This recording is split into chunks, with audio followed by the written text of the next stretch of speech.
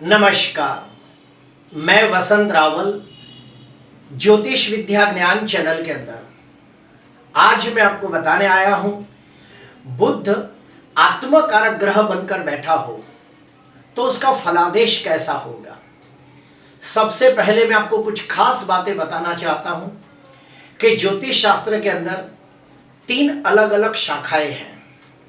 सबसे पहली शाखा का नाम है पराशर पद्धति, दूसरा है जेमिनी पद्धति, तीसरा है कृष्णमूर्ति पद्धति। इन तीनों पद्धति के अंदर पराशर पद्धति सबसे ज्यादा कठिन है और उससे काफी आसान है जेमिनी पद्धति और कृष्णमूर्ति पद्धति। अब हम बात करेंगे जेमिनी पद्धति के बारे में। तो जेमिनी पद्धति के अंदर जो ग्रह सबसे ज्यादा अंशों का होगा उसे आत्मकारक ग्रह माना गया है। आत्मकारक ग्रह यानी आत्मा को दर्शाने वाला ग्रह। आत्माकारक ग्रह हमें ये बताता है कि आपका इस पृथ्वी के ऊपर जन्म लेने का मुख्य उद्देश्य क्या है, पर्पस क्या है, कारण क्या है और आपको इस पृथ्वी के ऊपर कैसे कर्म करने चाहिए ताकि आपका जीवन सार्थक हो। अभी हम बुध के कारक तत्व के बारे में जानेंगे।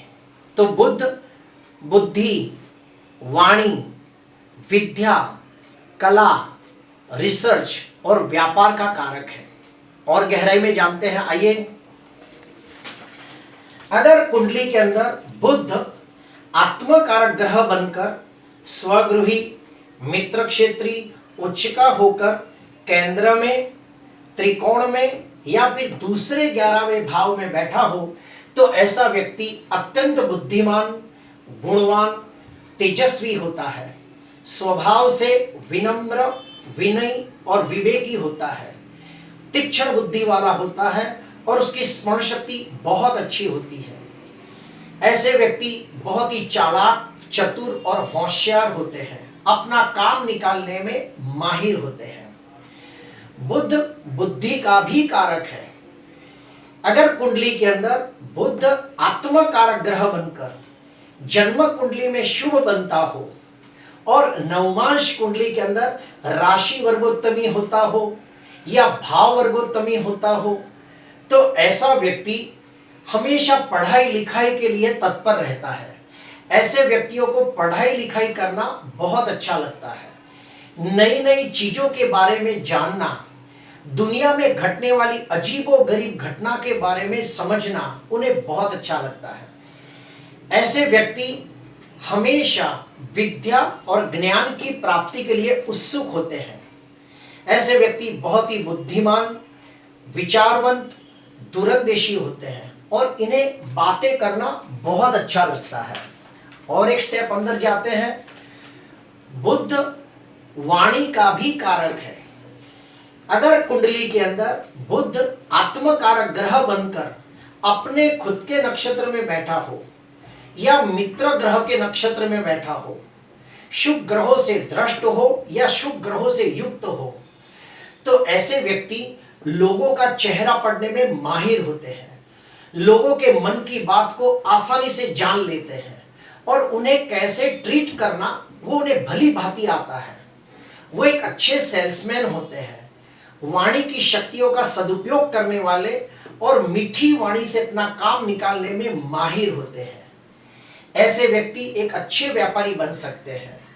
ऐसे व्यक्ति एक अच्छे वकील, skin specialist, ENT specialist, researcher, शिक्षक, प्रोफेसर बन सकते हैं। और एक स्टेप अंदर जाते हैं। बुध कला का भी कारक है। अगर कुंडली के अंदर बुध आत्मकारक ग्रह बनकर नवमांश कुंडली के अंदर शुभ बनता हो, जन्म कुंडली के अंदर शुभ बनता हो, षडबल में बलवान होता हो, अष्टक वर्ग में शुभ होता हो तो ऐसे व्यक्ति एक अच्छे कलाकार बन सकते हैं। जैसे कि एक अच्छे डांसर, सिंगर, कोरियोग्राफर, पेंटर, गीतकार, संगीतकार। ऐसे व्यक्ति एक अच्छे वाजिंत्र वादक भी बन सकते हैं। जैसे कि तबला वादक, ढोलक वादक, गिटार वादक, हारमोनियम वादक, वीणा वादक, मुरली बजाने वाला जैसी कलाओं के अंदर ये लोग नामना कमा सकते हैं, क्योंकि इनके पास सुर ताल और रिदम का बहुत अच्छा ज्ञान होता है। जिस कला में हाथ की उंगलियों का सर्वाधिक इस्तेमाल किया जाता हो, ऐसी कलाओं के अंदर निपुणता प्राप्त कर सकते हैं। ऐसे व्यक्ति एक अच्छे कवि बन सकते हैं, एक अच्छे कॉमेडियन, गजलकार, कव्वाली गाने वाले भी बन सकते हैं।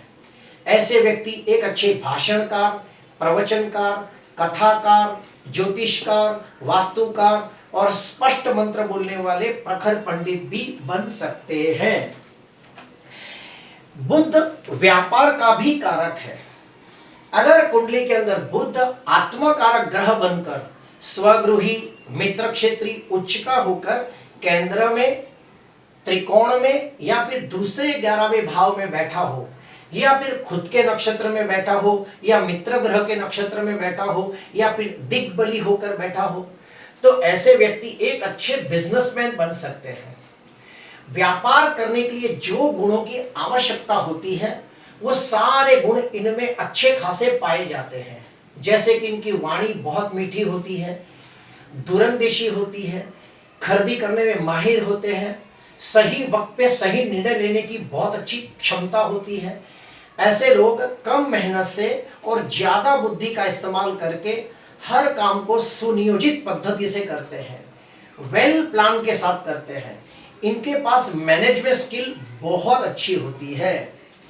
हम और एक स्टेप अंदर जाके समझेंगे कि बुध आत्मा कारक ग्रह बनकर अगर अग्नि तत्व राशि में बैठा हो, अभी आप कहोगे अग्नि तत्व राशि यानी क्या, तो मेष राशि, सिंह राशि और धनु राशि। तो आत्मा कारक ग्रह बुध अगर अग्नि तत्व राशि में बैठा हो तो ऐसे व्यक्तियों को पूजा पाठ, होम हवन, ध्यान, मेडिटेशन ये सब करने से बहुत लाभ होता है। और आगे बढ़ते हैं। आत्मा कारक ग्रह बुध अगर पृथ्वी तत्व राशि में बैठा हो, पृथ्वी तत्व राशि यानी वृषभ, कन्या और मकर, तो आत्मा कारक ग्रह बुध पृथ्वी तत्व राशि में बैठा हो तो ऐसे व्यक्तियों को यात्रा, तीर्थ यात्रा करने से बहुत लाभ होता है। आत्मा कारक ग्रह बुध वायु तत्व राशि में बैठा हो, यानी कि मिथुन, तुला और कुंभ, तो आत्मा कारक ग्रह बुध वायु तत्व राशि में बैठा हो तो इन्हें प्रवचन सुनना, कथा सुनना, भजन कीर्तन सुनना, वैदिक मंत्रों को सुनना और शांत म्यूजिक को सुनना, ये सब बहुत अच्छा लगता है। आत्मा कारक ग्रह जल तत्व राशि में बैठा हो तो इन लोगों को पवित्र नदियों का स्नान करने से लाभ होता है। सोमवार के दिन शिव मंदिर में जाके रुद्राभिषेक करने से भी लाभ होता है और इन्हें अंदर से आवाज आती है कि उन्हें क्या करना चाहिए। अभी हम लोग जानेंगे कि अगर मान लो कुंडली के अंदर बुध आत्मकारक ग्रह बनकर अगर नीचका होता हो या फिर 6वें, 8वें, 12वें भाव के अंदर पीड़ित होता हो, अगर बुध आत्माकारक ग्रह होकर पाप ग्रहों से द्रष्ट या पाप ग्रहों से पीड़ित होता हो और उसका फल अच्छी तरह न मिलता हो तो उसका क्या उपाय करें। पहला उपाय, ओम रीम बुधाय नमः, ओम रीम बुधाय नमः, ये मंत्र के रोज 108 जाप करें। बुद्ध के भगवान है विष्णु, तो विष्णु भगवान की पूजा आराधना करें, विष्णु सहस्त्र नामावली का पाठ करें। बुद्ध अगर कुंडली का कारक ग्रह बनकर अगर नीच का ना होता हो और त्रिक स्थानों में ना बैठा हो तो आप बुद्ध का रत्न पन्ना भी धारण कर सकते हो। अगर कुंडली के अंदर बुद्ध कमजोर हो तो आप माता सरस्वती का अनुष्ठान कर सकते हो, यानी कि सरस्वती मंत्र का अनुष्ठान कर सकते हो, गायत्री मंत्र का अनुष्ठान भी कर सकते हो। प्रिय दर्शकों, आज के लिए बस इतना ही। आपको अच्छा लगा हो तो जरूर लाइक करना, सब्सक्राइब करना। नमस्कार।